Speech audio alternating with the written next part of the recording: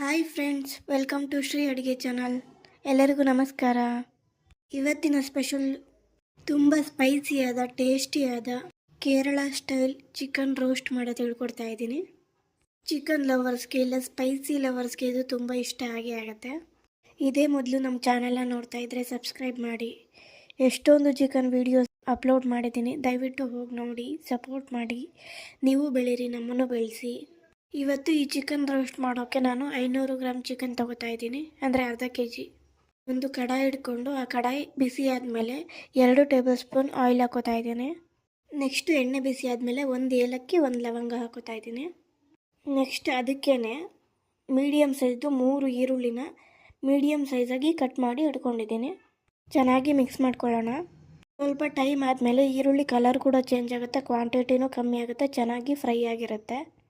ಈರುಳ್ಳಿ golden colour ಬರೋ ತನಕ ಹುರ್ಕೊಂಡಾದ್ಮೇಲೆ 1.5 ಟೇಬಲ್ ಸ್ಪೂನು ಶುಂಠಿ ಬೆಳ್ಳುಳ್ಳಿ ಪೇಸ್ಟ್ ಹಾಕೋತಾ ಇದ್ದೀನಿ. 2 ಟೊಮೊಟೊನ ಮೀಡಿಯಮ್ ಆಗಿ ಕಟ್ ಮಾಡಿ ಹಾಕೋತಾ ಇದ್ದೀನಿ. ಅರ್ಧ ಟೀ ಸ್ಪೂನ್ ಅರಿಶಿನ ಪುಡಿ ಹಾಕಿ ಚೆನ್ನಾಗಿ ಮಿಕ್ಸ್ ಮಾಡೋಣ. ಹಾಕಿರೋ ಟೊಮೊಟೊ ಫುಲ್ ಸಾಫ್ಟ್ ಆಗಬೇಕು, ಅಲ್ಲಿ ತನಕ ಫ್ರೈ ಮಾಡಿ. ಇವಾಗ ಕ್ವಾಂಟಿಟಿನೂ ಕಮ್ಮಿ ಆಗಿದೆ, ಟೊಮೊಟೊನೂ ಸಾಫ್ಟ್ ಆಗಿದೆ. ನೆಕ್ಸ್ಟು ಏನು ಅರ್ಧ kg ಚಿಕನ್ ತೊಗೊಂಡಿದ್ವಲ್ಲ ಅದನ್ನು ಹಾಕೋತಾ ಇದ್ದೀನಿ. 1 ಹಸಿರು ಮೆಣಸಿನ್ಕಾಯಿ ಹಾಕೋತಾ ಇದ್ದೀನಿ. ಸ್ವಲ್ಪ ಕರಿಬೇವಿನ ಸೊಪ್ಪು ಹಾಕ್ಬಿಟ್ಟು ಮಸಾಲ ಚಿಕನ್ ಎಲ್ಲನೂ ಚೆನ್ನಾಗಿ ಮಿಕ್ಸ್ ಮಾಡಿ. ಮಸಾಲ ಚಿಕನ್ಗೆ ಚೆನ್ನಾಗಿ ಹತ್ತಬೇಕು, ಅಲ್ಲಿ ತನಕ ಚೆನ್ನಾಗಿ ಮಿಕ್ಸ್ ಮಾಡಿ.